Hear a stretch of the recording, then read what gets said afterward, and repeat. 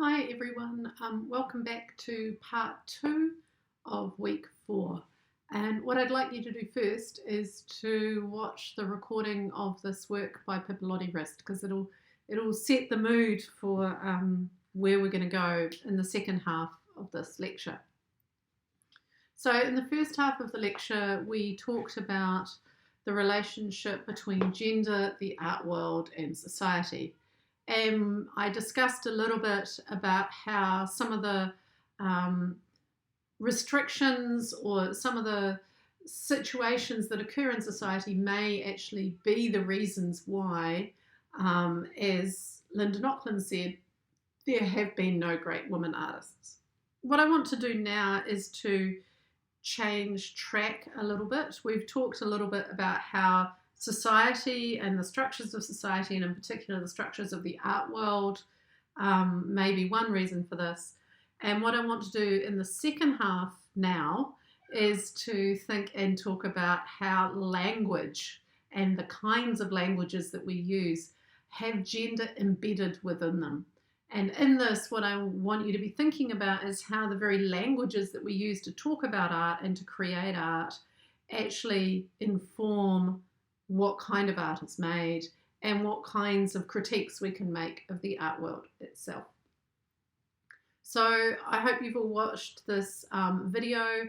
For those of you who want to do a little bit of extra work, you can look up some of the discussion around whether or not Beyonce ripped this video off in one of her own videos. Okay, so what we've talked about so far is the histories of the art world and gender. And this is something that has been covered in a lot of exhibitions and a lot of works, and in particular Marcia Tucker's work, who's a curator. And Tucker curated an exhibition called Bad Girls in the mid-90s. And in that she identified the fact that women have fought for the right to speak and the right to be silent from very early histories of European society, and that this battle continues inside the art world but becomes more and more intricate and complex as we start to think about the kinds of languages that we use. In this work that you can see here by Japanese photographer Yasumasa Morimura, Morimura does self-portraits of himself as famous works of art. Here you can see that he's channeling Frida Kahlo. And in this work, he's not only critiquing the European histories of art, but also the histories of art that make certain individuals into models of greatness through particular kind of structures of society. So what I want to do is to kind of look at this multiple, intricate, shifting nature of language in society and see how it actually plays out in the art world through artworks that are being made now. Marcia Tucker continues, language is more than what is spoken and written. Language is essentially all forms of communication, and who controls language, who controls who speaks, who is listened to, or who is even heard, are the people who control the structures of the art world, essentially, because the art world is what we're thinking about. So as Tucker says at the end of this, language is power. The words that we use, the assumptions that we make, the tools that are part of our conversation determine the way that we tell these stories. Now, this particular argument about language draws on a set of theories that emerged in the mid-1990s. So kind of at the same time that we're talking about contemporary art emerging, we're also talking about this set of theories emerging. And they were a set of three French feminist scholars, often called the French feminists, who were all strongly influenced by psychoanalysis and post-structuralism, and who all made arguments about language. The one that I just want to give you a quick sense of is Hélène Cixous. She was a novelist, a literary critic, and also a poet. So she's really interested in writing. And she's interested in the way that we might write particular languages into society.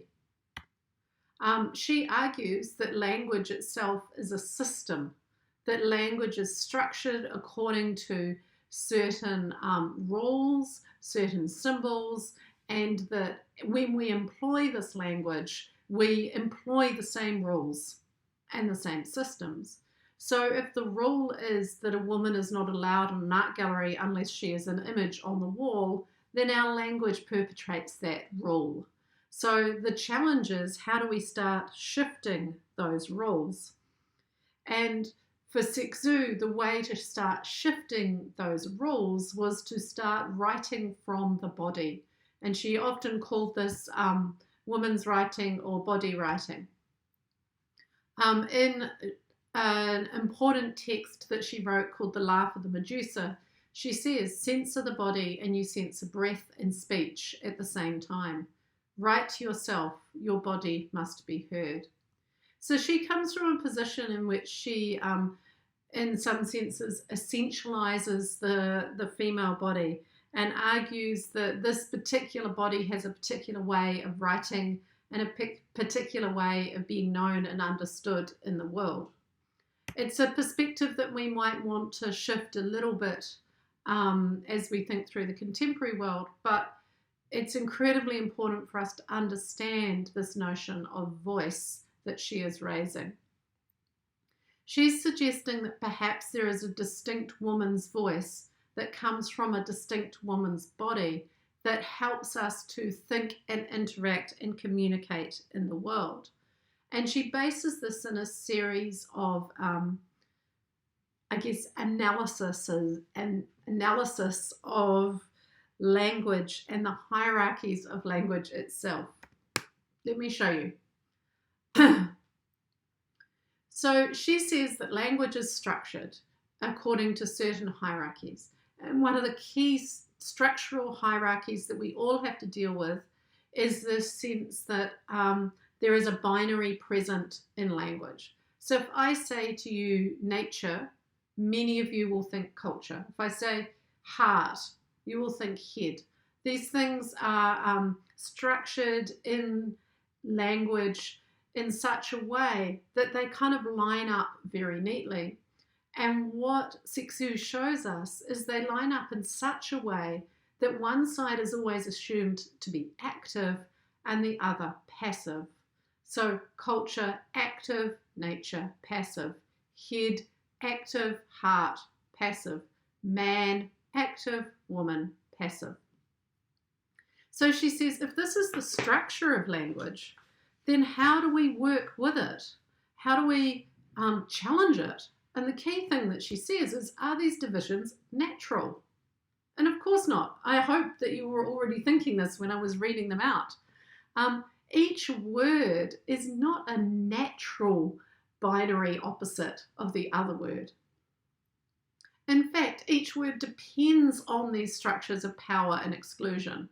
To be culture in this binary framework is to be not nature. To be man is to be not woman. And immediately we start going, the world doesn't operate in binaries anymore. There are other ways of thinking and other ways of being. The reason that we can challenge these binaries is because of Sexu's work. So the way that she helped us to question and critique the binary, which she does through deconstruction. So she deconstructs the terms, she pulls them apart, she twists them, she makes us think about them again. Her work doing this is the very reason why we can today challenge and question these binaries. So bringing this from writing and literary studies and from the body to thinking about contemporary art. I've shown you 3 artworks already, 3 works of contemporary art that all challenge the binary in very different ways. They all write the body and what a body can do inside the structures of society, while also pushing away the hierarchical structures of society. So what this does is it helps us head towards a more contemporary definition of the relationships between gender and art. What Susan Dunn has done is to try and define this contemporary feminist approach to art. She says many of the things that I've been saying so far, that feminist theory recognizes that the patriarchy is a specifically cultural and historical context with power relations. So I've talked about the cultural structures of the art world, the historical structures of the art world, and the fact that these binaries operate through certain powers. And what Dunn says is that these binaries are not universal. These power structures are not universal, but they are real. They are things that we do have to live with and work with each day. She also says, importantly for our situation now, these real power structures are not separate from aesthetics and poetics.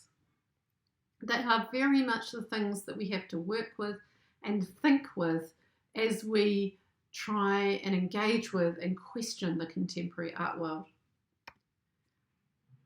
Now, I just want to pause for a minute and let you look at this image.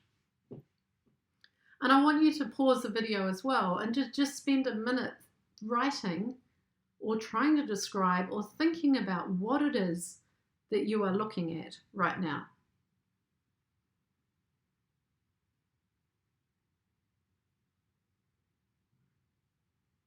Try and think about its materiality, think about the presence of the body, think about what kind of scale this is, think about what kind of feeling it has for you, what kind of affect it has, and just make some notes. Okay, let me give you a little bit more information about what it is that you are looking at. The work is part of a series of works by Janine Antoni called Gnaw.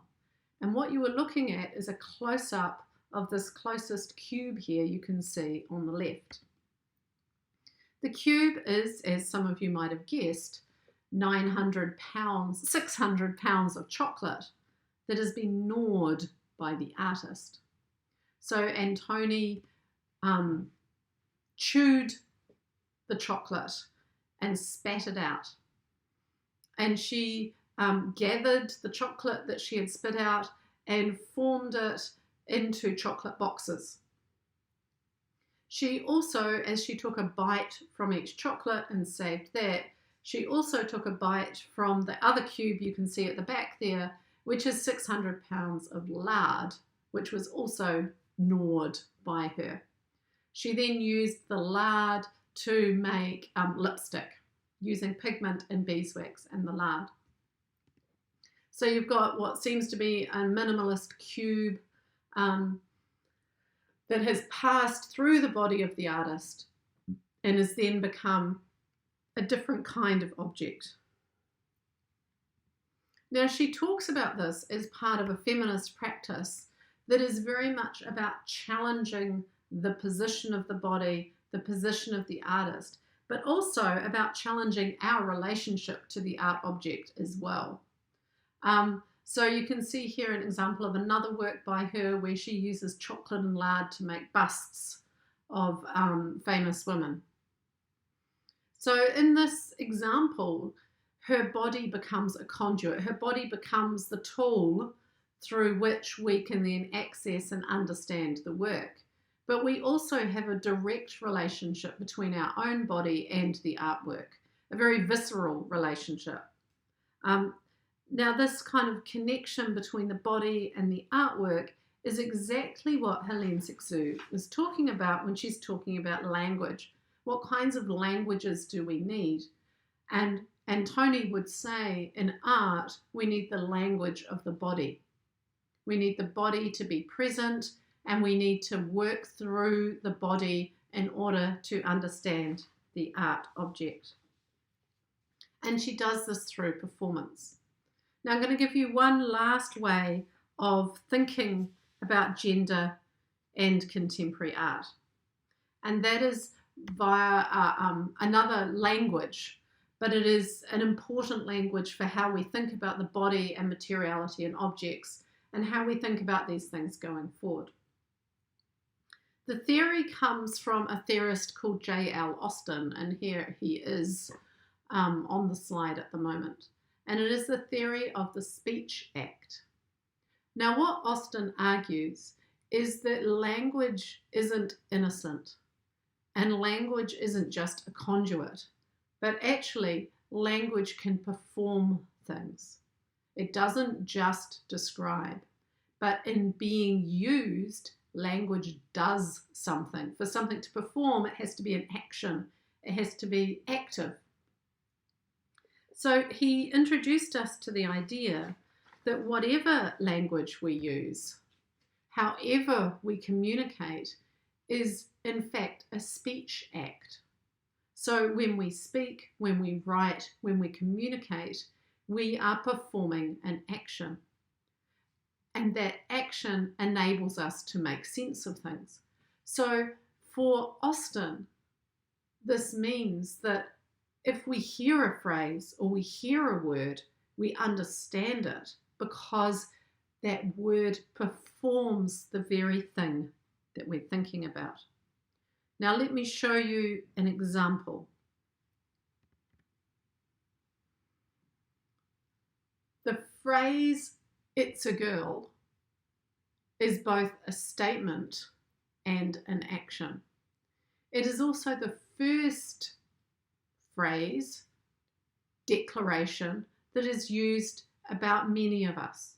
It is the first piece of information that is often gathered about an individual when they are born into the world.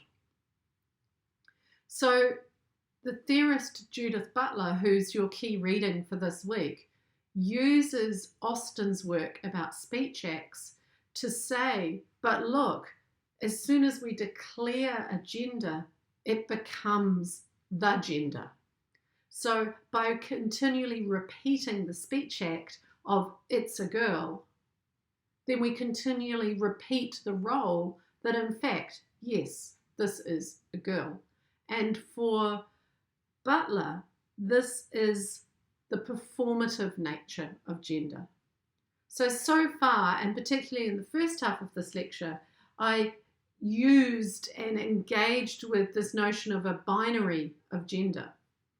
What Butler does, which is so incredibly important, is to begin to break down that binary and suggest actually that gender is performed in language, performed in the speech act, performed by the individual, but also performed in recognition.